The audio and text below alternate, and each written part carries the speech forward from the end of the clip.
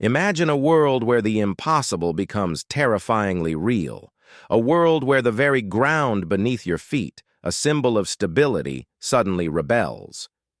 We've all seen the dramatic news footage, a single volcano spewing ash and lava, disrupting air travel, forcing evacuations, a localized disaster. But what if the unthinkable happened? What if, in one cataclysmic, synchronized roar, all of Earth's volcanoes erupted at the exact same time?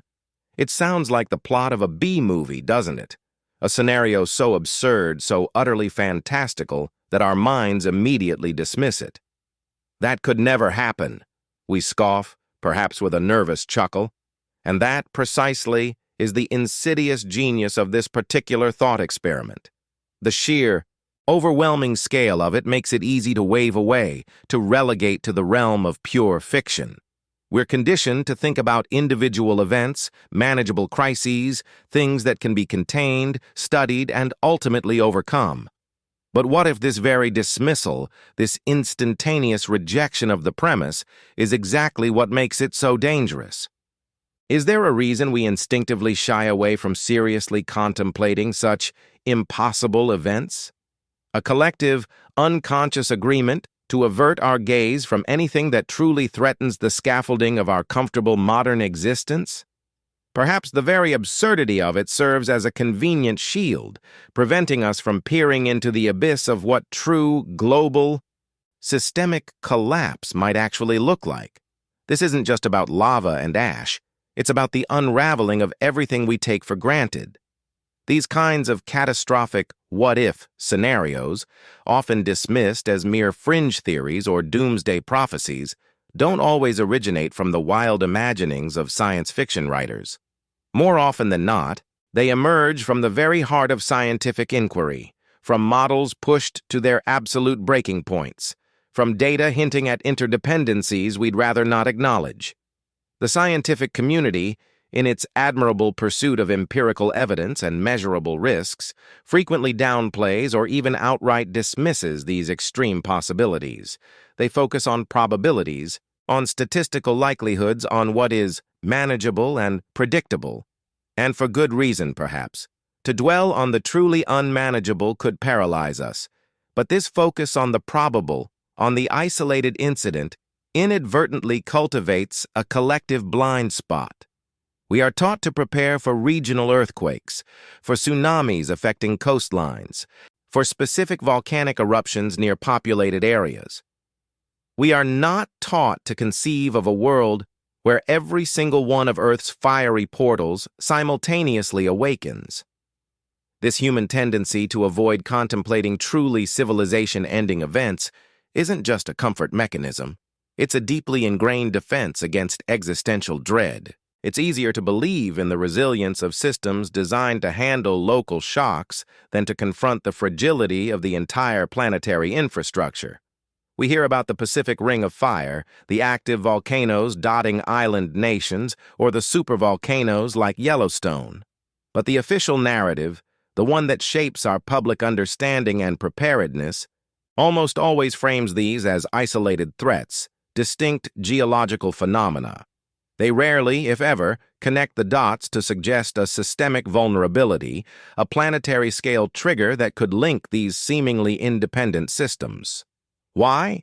Because to do so would be to acknowledge a level of interconnectedness, a global geological ballet, that fundamentally challenges our assumptions about Earth's stability and, by extension, our own precarious place upon it. They don't tell you that the Earth's crust isn't just a collection of independent plates, but a vast, interconnected skin, responsive to forces far beneath its surface, and within that hidden realm, secrets of profound, terrifying possibility lie dormant, waiting for a trigger we may not even comprehend. The origins of such catastrophic what-if scenarios, often branded as mere speculation or the stuff of disaster movies, are far more grounded than we might assume. They don't spring from the fevered imaginations of fringe theorists operating outside the scientific consensus. Instead, These extreme possibilities often emerge from the very heart of rigorous scientific inquiry, forged in the crucible of sophisticated geological models pushed to their absolute limits. Scientists, in their quest to understand Earth's complex systems, inevitably explore the boundaries of what is physically possible, even if those boundaries reveal scenarios of staggering improbability. When a geophysicist models the stresses within Earth's mantle or the propagation of seismic waves through the planet's core, they are not just looking for the typical everyday tremors. They are also, by necessity, charting the potential for extreme black swan events. These models, when fed with theoretical maximums of energy release or synchronous tectonic shifts, can indeed paint pictures of global geological turmoil. Yet the scientific community, quite understandably, often finds itself in a delicate balancing act. On one hand, there's the imperative to explore all possibilities. On the other, a professional duty to communicate risks responsibly, avoiding undue alarm. This often leads to a subtle, yet pervasive, downplaying or outright dismissal of these extreme possibilities in public discourse. The focus invariably shifts to probabilities, to statistical likelihoods, to phenomena that are deemed manageable or predictable. It's pragmatic, of course. Resources are finite, and preparing for every conceivable, low-probability global catastrophe would be an exercise in futility and economic ruin. So, the emphasis remains on isolated regional events, a specific fault line, a particular volcanic arc, a localized tsunami threat. We are encouraged to understand and prepare for these parceled-out dangers. But this selective focus, while rational from a resource allocation perspective, inadvertently fosters a collective blind spot, a dangerous omission in our shared understanding of planetary vulnerability. We are, in essence, encouraged to believe that Earth's geological processes operate in discrete, independent silos. A volcanic eruption in Iceland is seen as having little to no bearing on seismic activity in Japan or the stability of a supervolcano in North America. This perspective, while convenient, ignores the profound interconnectedness of our planet's deep systems. It's a narrative that avoids contemplating truly civilization-ending events, not out of malice, but perhaps out of a deeply ingrained human tendency to avoid existential dread.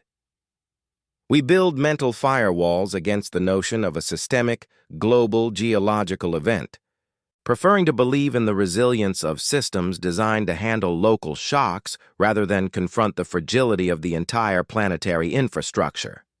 This psychological defense mechanism is powerful.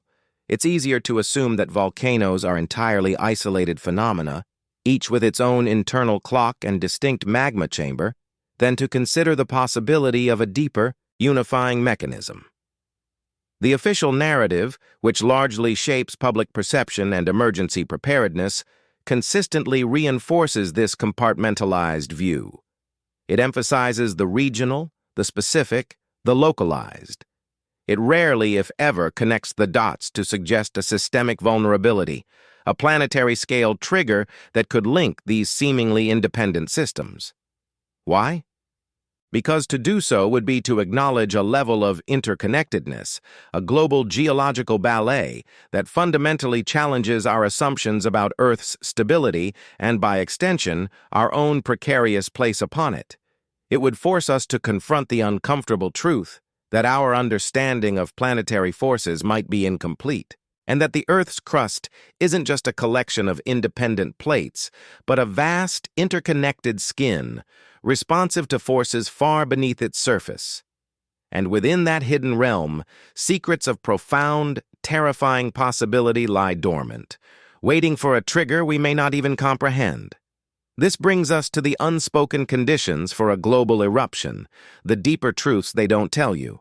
The conventional view of volcanoes as isolated geological anomalies, each acting independently, is a comforting simplification. It allows for localized risk assessment and manageable emergency protocols. But what if this understanding is fundamentally flawed? What if the Earth's crust, mantle, and core are far more interconnected than public discourse suggests, operating as a single, complex, and sometimes volatile system? Consider the concept of mantle plumes. These are not just localized hotspots. They are colossal upwellings of superheated rock originating deep within the Earth's mantle, potentially even at the core mantle boundary. When these plumes reach the lithosphere, they can trigger volcanism that is not necessarily tied to plate boundaries. While individual plumes are generally considered distinct, the sheer number and global distribution of these features, from Yellowstone to Hawaii, suggest a deeper systemic influence. Could a sudden extreme perturbation deep within the Earth, perhaps a catastrophic shift in the core's dynamics, or a massive, unprecedented seismic event in the lower mantle, synchronize the activity of multiple plumes? The science is speculative, yes, but the possibility exists within the realm of theoretical geophysics, a realm rarely discussed outside of specialized academic circles. Then there are global tectonic stresses. The Earth's tectonic plates are in constant, albeit slow, motion. This motion generates immense stress along plate boundaries, leading to earthquakes and volcanic activity. However, these stresses are not isolated. They propagate through the entire lithosphere. A truly massive, unprecedented seismic event, perhaps a mega-quake far exceeding any recorded in human history, could send shockwaves reverberating through the entire planetary crust. Such a shockwave could theoretically destabilize fault lines and magma chambers across vast distances, potentially triggering a cascade of eruptions. Imagine the Earth's crust as a tightly stretched drumhead. A powerful strike in one area causes vibrations across the entire surface. Our understanding of how these global stresses interact and influence volcanic systems is still evolving, but the notion of a purely localized trigger for eruptions might be a dangerous oversimplification. The gaps in public understanding regarding planetary-scale geological processes are vast. We are taught about plate tectonics and individual volcanoes, but rarely about the intricate dynamic interplay between the Earth's deep interior and its surface manifestations. The scientific community, while acknowledging these complex interactions, often presents them in a way that emphasizes long timescales and gradual changes, effectively diminishing the perception of immediate catastrophic risk. This focus on gradualism, while accurate for many geological processes, can obscure the potential for rapid nonlinear shifts under extreme conditions. This systemic vulnerability is a critical, often overlooked aspect. We assume that because volcanoes are spread across the globe, their activity must be independent. But our planet is not a collection of isolated islands of geological activity. It is a single integrated system. The Earth's magnetic field, generated by the molten outer core, influences everything from atmospheric conditions to the very structure of the mantle. Changes in core dynamics, even subtle ones, could have profound cascading effects that reach the surface, potentially influencing magmatic systems globally. The idea that deep Earth seismic events could link seemingly independent volcanic systems is unsettling because it challenges our fundamental assumptions of predictability and control. We monitor individual volcanoes. We study specific fault lines, but we rarely consider the possibility of a systemic trigger that could bypass these localized warning systems.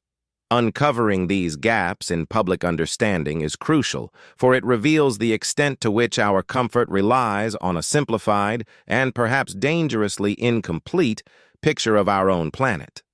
The Earth's crust isn't just a collection of independent plates. It's a vast, interconnected skin responsive to forces far beneath its surface, forces we are only beginning to truly comprehend. And within that hidden realm, secrets of profound, terrifying possibility lie dormant, waiting for a trigger we may not even comprehend. A trigger that could synchronize the planet's fiery breath in a way we are ill-prepared to face. The notion of a synchronized global eruption moves us far beyond the immediate, visceral terror of lava flows and ash plumes. While those images are undeniably catastrophic, they represent only the very first layer of an unimaginable systemic collapse. The true horror lies in the cascading, rarely discussed consequences that would unravel every thread of our interconnected civilization.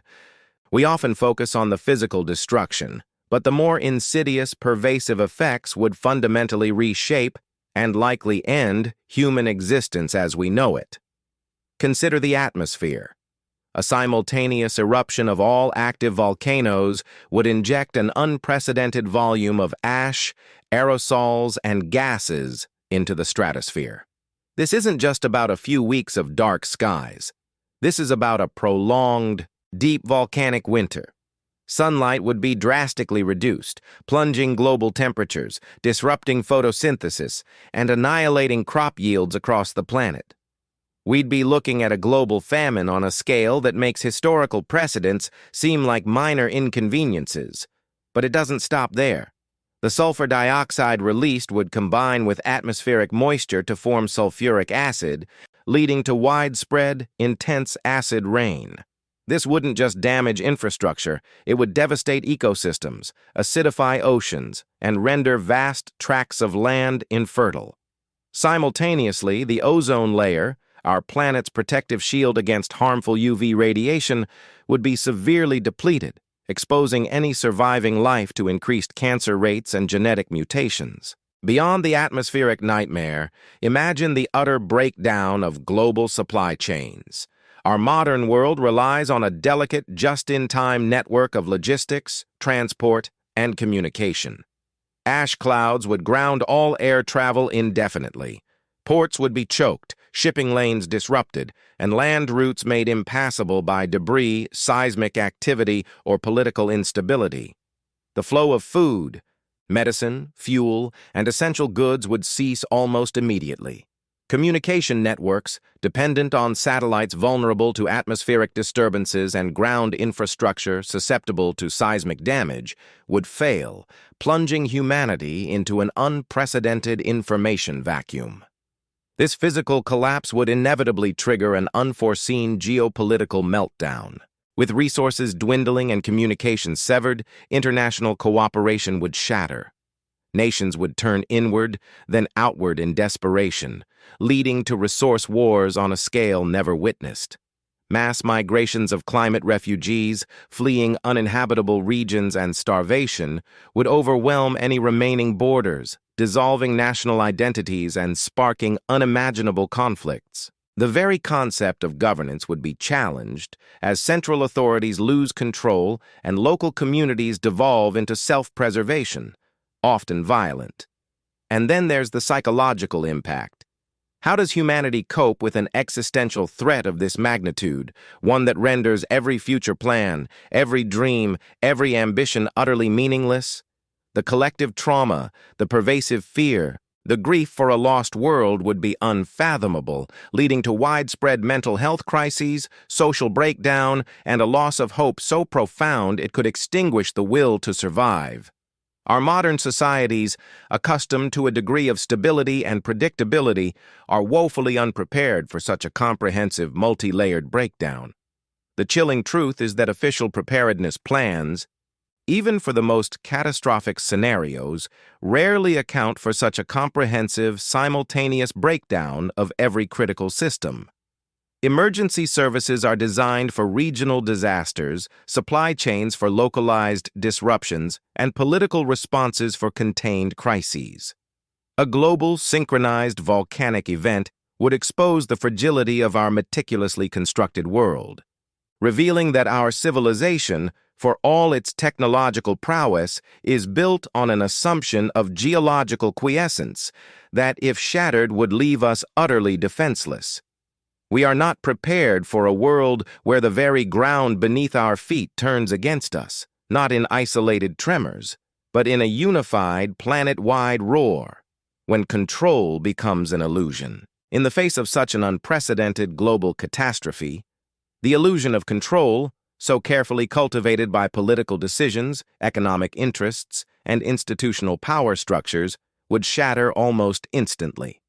Our existing frameworks are built upon a foundation of relative stability, designed to manage crises within defined parameters. A synchronized global volcanic eruption, however, would obliterate those parameters, revealing the profound vulnerability of our centralized systems. The immediate aftermath would not be characterized by coordinated international response, but by a rapid, desperate scramble for self-preservation, escalating into chaos. Consider the political landscape. Governments, designed to serve their constituents within national borders, would find their authority evaporating as infrastructure crumbles and communication fails. The very act of governing, which relies on information flow, logistical capabilities, and a degree of public trust, would become impossible. Local communities, cut off from central command, would be forced to fend for themselves, leading to a fragmentation of power. Warlords might emerge. Tribal loyalties resurface, and the rule of law, if it ever existed in such areas, would quickly give way to brute force. International bodies like the UN, designed for diplomacy and humanitarian aid, would be rendered impotent, their mandates irrelevant in a world where every nation is fighting for its own survival. Economic interests, the driving force of our modern world, would collapse entirely. Stock markets, currencies, and global trade routes would cease to exist. The concept of wealth, tied to abstract systems and physical assets, would become meaningless when food, clean water, and breathable air are the only true commodities. Corporations, once titans of industry, would find their elaborate supply chains severed, their workforces dispersed or dead, and their products utterly without value. The pursuit of profit would be replaced by the desperate search for sustenance, leading to widespread looting, banditry, and a return to a barter economy, if any economy could even be said to exist. The institutional power structures we take for granted, military forces, emergency services, scientific bodies, would also be overwhelmed. Soldiers, trained for conventional warfare, would be tasked with maintaining order amidst societal collapse, a mission for which they are ill-equipped. Many would abandon their posts to protect their own families, further eroding any semblance of authority. Emergency responders, already stretched thin, would face a disaster of such scale that their efforts would be a drop in an ocean of suffering. Scientists, whose warnings might have been dismissed years earlier, would be powerless to offer solutions beyond grim assessments, their research facilities likely destroyed or inaccessible. This scenario highlights the inherent vulnerability of modern centralized systems. Our interconnectedness, often lauded as a strength, becomes our greatest weakness when the nodes of that network fail simultaneously. A single point of failure in a traditional system is problematic. A distributed global catastrophe like a synchronized volcanic eruption creates countless points of failure, each cascading into the next. The sophisticated logistics of food distribution, the intricate dance of energy grids, the delicate balance of international relations, all are predicated on a stable geological environment. When that stability is violently removed, the entire edifice of human civilization, built on layers of assumed order, would crumble. The breakdown would not be neat or predictable. It would be a messy, brutal unraveling, characterized by localized struggles for survival, widespread famine, and an unimaginable loss of life. Any existing power dynamics, be they economic, political, or social, would be amplified, not diluted. The wealthy and powerful, accustomed to privilege, might initially fare better with private bunkers or escape routes, but even their resources would be finite in a truly uninhabitable world.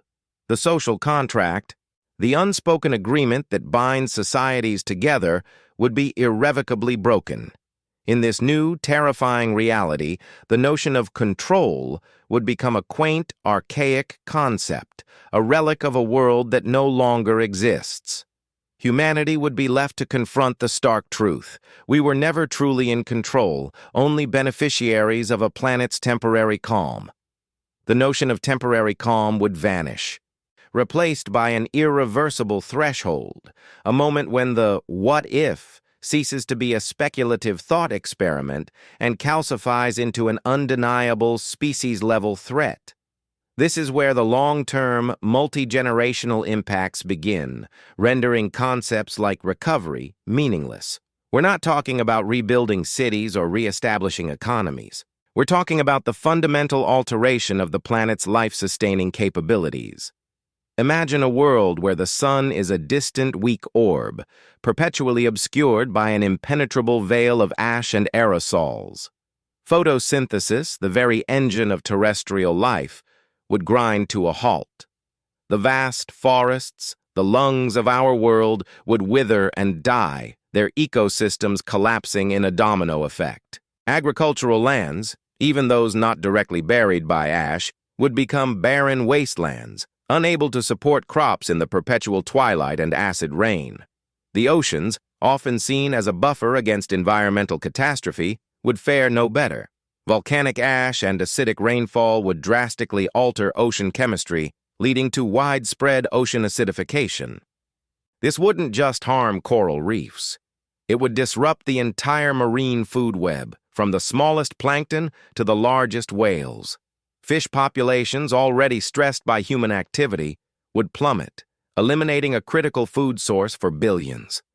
The delicate balance of life that has evolved over millions of years would be shattered, replaced by a harsh, new environment hostile to complex life forms. The scale of this biological collapse would dwarf any previous mass extinction event in Earth's history, not just in speed, but in its comprehensiveness. For the few human survivors, scattered and isolated, the struggle would transcend mere physical survival. The psychological toll of living in such an utterly transformed, desolate world would be immense. The loss of all that was familiar, the constant struggle against a hostile environment, and the crushing realization that their species had inadvertently triggered its own demise, would lead to profound existential despair. Art, culture, science, philosophy, all the hallmarks of human civilization, would become irrelevant luxuries in a world where every waking moment is dedicated to finding the next meal or a safe refuge. Knowledge, painstakingly accumulated over millennia, would be lost as libraries crumble, digital data centers fail, and the few remaining individuals focus on immediate, brutal necessities. This scenario forces us to confront uncomfortable existential questions. What is the value of human life when the future is a guaranteed trajectory of decline? What is the purpose of striving, of hoping, when the very fabric of existence has been torn beyond repair? It's a re-evaluation of humanity's place on Earth, not as its master, but as a fragile occupant utterly dependent on planetary stability. The arrogance of believing we could control or even significantly influence such powerful geological forces would be laid bare. We would be reminded, in the most brutal way imaginable, that we are but a fleeting blip in geological time, utterly at the mercy of the planet's deeper rhythms. The concept of recovery implies a return to a previous state, or at least a path towards something resembling it. In this scenario, there is no going back. The global climate would be permanently altered, the ecosystems irrevocably damaged, and the human population reduced to a fraction of its former size, living in conditions unimaginable to us today. Generations would pass without ever seeing the sun clearly, without experiencing the vibrant biodiversity that once characterized Earth. The memory of the old world would fade, replaced by grim legends of a time before the Great Darkness. This is the intellectual and emotional climax, forcing the audience to confront true vulnerability, not just as individuals, but as a species. It's a vision of a future so bleak, so utterly devoid of hope, that it highlights precisely why this particular what if is so rarely discussed, so deliberately pushed to the fringes of our collective consciousness. The truth is too terrifying to contemplate, too destructive to our carefully constructed illusions of control and progress. The answer nobody wants to hear. The stark summary of what would actually happen if all volcanoes erupted simultaneously is simple yet devastating. Human civilization as we know it would cease to exist. It wouldn't be a gradual decline or a difficult period of adjustment. It would be an abrupt, catastrophic collapse of every system that sustains our complex societies. The immediate aftermath would see billions perish from the direct effects of eruptions, pyroclastic flows, ashfalls, tsunamis, and widespread seismic activity. But the true lingering killer would be the atmospheric and environmental changes. The sun, our life-giver, would be obscured for decades, if not centuries, by a dense, toxic shroud of volcanic ash and aerosols. This volcanic winter would plunge the planet into an ice age far more severe and rapid than any natural cycle, decimating agriculture, freezing water sources, and making large swaths of the earth uninhabitable. The oceans, already experiencing unprecedented acidification from the initial ashfall, would continue to absorb vast quantities of sulfur dioxide, turning them into corrosive, lifeless expanses. Marine ecosystems, the base of the global food web, would collapse, leading to mass extinctions from the smallest plankton to the largest whales. On land, the acid rain would strip forests bare, poison freshwater lakes and rivers, and render soils infertile.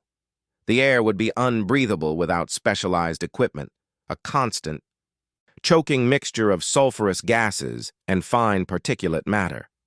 There would be no escape, no corner of the planet untouched by this simultaneous geological convulsion. The very concept of survival would revert to a primitive, desperate struggle for warmth, potable water, and shelter from the perpetual twilight and toxic atmosphere. So, why isn't this specific scenario openly debated, researched, or prepared for in public discourse? The reasons are multifaceted and deeply ingrained in our collective psyche and societal structures. Firstly, the sheer scale of such an event makes it almost impossible to conceptualize in terms of preparedness. How do you prepare for the end of the world? Any proposed solution or emergency plan would be so utterly inadequate as to be laughable, undermining public confidence in authority and creating widespread panic. Governments and international bodies tasked with maintaining order and stability simply cannot afford to entertain scenarios that explicitly demonstrate their utter powerlessness. Secondly, discussing such an event challenges the fundamental premise of continuous economic growth and technological progress that underpins modern society. If humanity could be wiped out by a geological event beyond its control, then what is the point of accumulating wealth, building empires, or developing advanced technologies? It exposes the fragility of our achievements and the illusion of human dominance over nature. This realization is profoundly disruptive to the capitalist model and the political ideologies built around it. Acknowledging such a threat would necessitate a radical re-evaluation of priorities, shifting focus from consumption and expansion to resilience, sustainability, and perhaps even a more humble, symbiotic relationship with the planet. Thirdly, there's a psychological barrier. Humans are wired to cope with immediate, tangible threats, not existential, abstract ones. Our brains struggle to process events that are so far outside our everyday experience and so utterly devastating. It's easier to dismiss it as science fiction, an impossible event, than to confront the terrifying implications. This cognitive bias is reinforced by official narratives that prioritize manageable risks, keeping the population focused on more localized, controllable disasters. Finally, and perhaps most critically, the suppression of this idea is directly connected to the maintenance of current societal structures, economic stability, and political control. A society constantly contemplating its potential annihilation is a society prone to radical change, questioning authority, and rejecting the status quo. The current power structures thrive on predictability, on the belief that tomorrow will largely resemble today, allowing for planning, investment, and the perpetuation of existing hierarchies. A global volcanic eruption shatters that predictability entirely. Therefore, the uncomfortable truth is not just about what the volcanoes would do, but about what we, as a species, are unwilling to face. The true danger isn't solely the geological forces simmering beneath our feet, but our collective inability or unwillingness to confront truly disruptive possibilities. We prefer the comforting lie of control and progress over the terrifying reality of our inherent vulnerability. And in that preference, we ensure that if the unthinkable ever does happen, we will be utterly unprepared, not just physically, but psychologically, for the world-ending truth.